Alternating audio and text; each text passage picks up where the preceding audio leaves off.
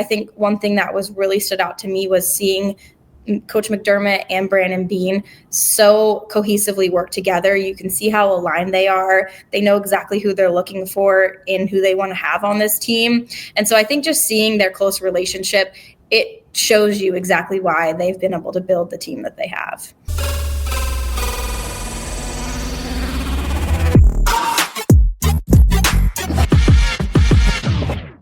Make sure you're subscribed to Bill Matic. We're live after the Bills and Ravens opener. Got weekly Bills featured content and story time throughout the season with Bills legends. Well, NFL Films always has a certain magic about it, and Hard Knocks is no different. And I think the Buffalo Bills Hard Knocks and training camp, no different as well.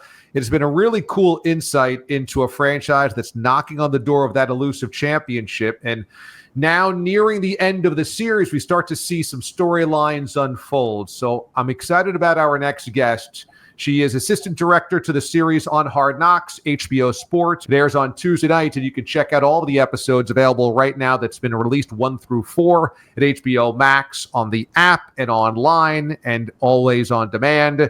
Kaley Campen joins us here on the program. Kaley, how you doing? I'm doing great. Thank you so much for having me. My pleasure. Let's start with the concept. How did you guys come to the Bills to decide to use them as the subject matter of this training camp? Yeah, well, a lot of people above my head have lots of conversations. That always starts kind of quickly after the season ends and into the spring. We will kind of start looking at who we haven't done. It's unique now that we do a whole division for in-season Hard Knocks. So the summer training camp team and the in-season division kind of has to be decided all at the same time. So yeah, Bills were a little bit on our radar, and that's ultimately what they decided going with. And we were all very excited about the decision. It makes for a great subject because it's a team that's great, and their urgency is obvious to win a Super Bowl. But also you have a star figure, a celebrity now in Josh Allen, the centerpiece of this whole thing. And you have a fan base that is hungry and unique in every single way. You guys got to go to training camp, St. John Fisher in Rochester. What did you observe that makes Bills Mafia, Bills fans unique? Yeah, I mean, they are great. And as you mentioned, they are all in on this team. St. John Fisher was awesome. We haven't had a team truly go away for training camp in a long time and be in the dorms and there. Those fans, I mean, they have open practices every day up at St. John Fisher, and it is packed every single day. I mean, Bills Mafia is there always. And so that was fun to see. It didn't matter if it was a 9 a.m. practice or a 3 p.m., if it was blazing hot or raining, the fans were out there, which was awesome. Because of that fan base being so emotional, so intense, have you seen more response to the series than perhaps in previous seasons? I think maybe. It's hard to say. Always the ratings are a little bit, we don't usually get all that information until afterwards, but I think there's been a ton of viewers, and this fan base, like you said, they love this team. It's a small town. So yeah, they've been all in on the show. 1, 2, 3, Josh Allen. We've heard Sean McDermott end meetings and practices with 1, 2, 3, Josh Allen. Tell us the origin of that and what happens after he says 1, 2, 3, Josh Allen. Does Josh do something specifically there? He doesn't. It's just what Sean McDermott does, and they all break up quickly after that, and that's that. So it's just a routine thing that they do.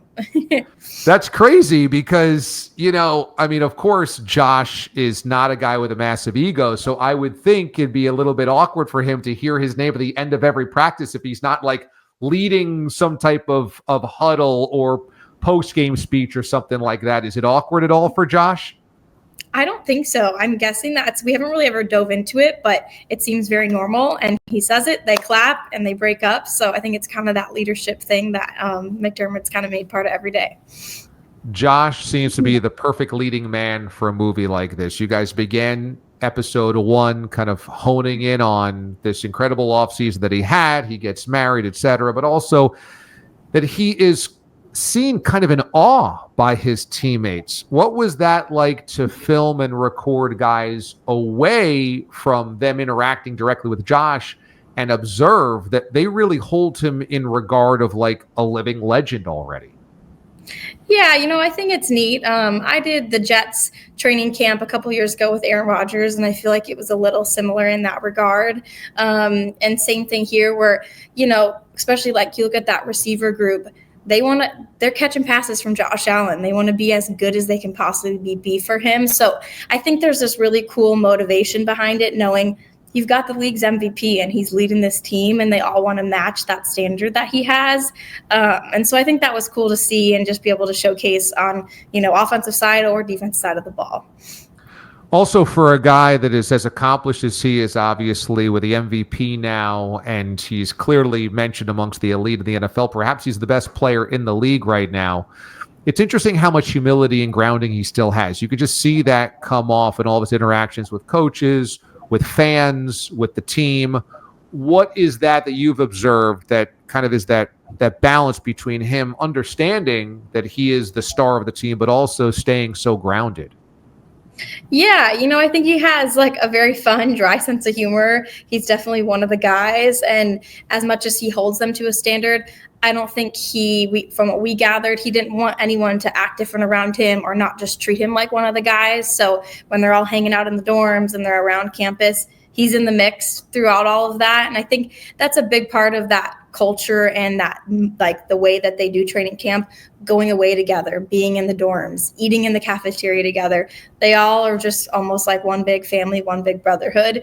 And Josh is just part of that mix, no matter, being the MVP all the way down to, an undrafted guy who just got there. You can tell that he treats everybody the same, which is really neat. If you were to give me a fantasy draft, or any Bills fan, a fantasy draft before Hard Knocks began, of who would be the centerpieces, the characters of these episodes, Josh Allen would be one, Keon Coleman would be two. And we haven't really seen Keon be a centerpiece of the first 4 episodes. What's going on? It's funny you say that, because I feel like going in, I would have said Dion Dawkins is number 2, and there's a lot of Dion Dawkins love. He is probably the biggest personality on the team, but Keon's great. He's around. That receiver group just has a lot of big personalities. As you guys saw, we kind of fell in love with KJ Hamler's story and ran with that from that group, and tried to give love amongst the whole team. So, KJ popped up here and there, but he's also jumping into a big year. And so we balanced how much we, did with Keon to, still let him be focused and spread the love amongst the rest of the receiver group too. You're right. I should edit my fantasy board. I think Dion Dawkins is number 2. Keon Coleman is number 3. You're absolutely right. Okay, but that makes a little bit of sense. Did Keon want to keep it kind of low key because he's going into a big season? Did the team want to keep it low key? Did his agent want to keep it low key? What was the reason that he kind of wanted to take a step back for this series? I think it was just a conversation we had with the team and, them wanting to also spread love, like I said, amongst a lot of the other guys. And we identified KJ as somebody that we really loved his story from the start and kind of ended up running with that. And, it's always hard. We want to tell everybody's story in training camp, but you only have so much time to do so. So knowing some of the team's wishes around that, we navigated accordingly. And, we did our best to still show Keon in little bits throughout that group. But KJ just popped off screen, and that ended up taking a lot of time in that receiver group. One of the guys that you guys did focus on, and rightfully so, is Tre'Davious White, and his appreciation and gratitude for coming back to Buffalo, being part of the family again after he left for the Rams and the Ravens. Although it was really powerful. I spoke about this on my show. I just thought, wow, seeing that in real time behind the scenes was very, very moving. What was it like for you to kind of really see him exude that gratitude for being back with the Bills? Yeah, I think that will probably be one of my favorite takeaways from the show. Trey White coming back for not only the team, but the city of Buffalo. I mean, you guys saw from that shoot we did at the ice cream place in Rochester. Yeah, it was great. They love him there. I mean, this whole city loves him. The team loves him, staff, everybody, and he loves it here. And I think what was really neat is it's not just a guy coming back. It's a guy coming back, but putting the work in to make sure he's earning his place back here. And I mean, we saw him running hills every day. He's as frustrated on himself more than anyone if he had a bad practice. So just the attention to detail he still has at this point in his career, it's just awesome. And he is the same human every day, day in and day out, and couldn't have been kinder to us and our Hard Knocks crew. Amazing to hear that, because you also saw him wanting to pay it forward to Maxwell Hairston and, make sure he grooms the young guys. And he said, this franchise is supposed to win after I'm gone as well. And that's a pretty big-headed, big vision type of thing for a player to have who's nearing the end of his career. So I thought that was so cool. You guys told the story last episode of both Frank Gore Jr. and Jimmy Ciarlo, and they were amazing. They showed out throughout the preseason. Neither one of them made the final cuts to the roster, so I'm sure you'll capture that in episode 5. But is it ever hard for you guys as a staff to start getting involved and engaged in these stories, watching them, telling the stories, and then seeing their dreams dashed? It's so hard. I mean, we talk about it a ton because we build relationships with these guys. We're here for the 6-7 week stretch with them. We get to know them. We get to know their families. I always say to the rest of our director group, I want every guy to make the team more than anyone. Right. It's hard, but I also think, Jimmy Ciarlo is one of those stories that kind of landed right in front of our faces. He showed up halfway through camp, had that game that caught everyone's attention. Coach McDermott called him out in the team meeting, and he was a no-brainer. It was such an incredible story to tell. And so you're rooting for him all the way through, and it's always hard. There's only so many roster spots. So yes, that cut day that comes is never easy, but some of those stories of guys who are truly putting in their all to try to find a spot is, what the best part of this show, in my opinion. I think so too. And I just want to wrap up with this question about an overview of the organization. From what we see on TV, it's a winning franchise, obviously. But what you guys were able to do is take us behind the scenes of the culture of the Bills and the decision-making behind Brandon Beane and Sean McDermott and all of this. And what I sense is there is a real priority on character of players, that they have to fit a certain expectation, discipline level, maturity level, etc. What is it like? And there's also seemingly a serious bond between everybody, that there really is a possibility, an uplifting of we're rooting for each other here, and that's something stressed very much by McDermott and company. Is that what you also observe behind the scenes, and was that unique in your experiences of covering the league? Yeah, no, absolutely. I mean, we heard from the start that the culture here was very important and different, and it definitely is. I think, like I mentioned before, it starts with them going away for camp. Coach McDermott has went away for camp his entire coaching career, so it's truly all he knows. And so that's why I think, a big part of why he's helped carry on this tradition here.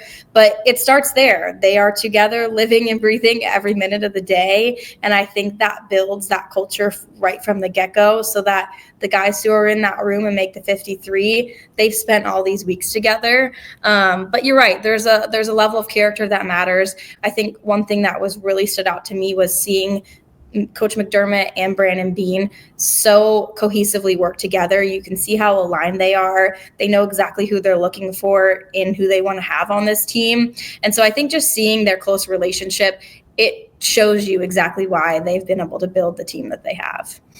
Improv, all about improv. That improv guy in Chicago was unbelievable. He was amazing. Was that an HBO Hard Knocks NFL film setup, or was that a Bills setup?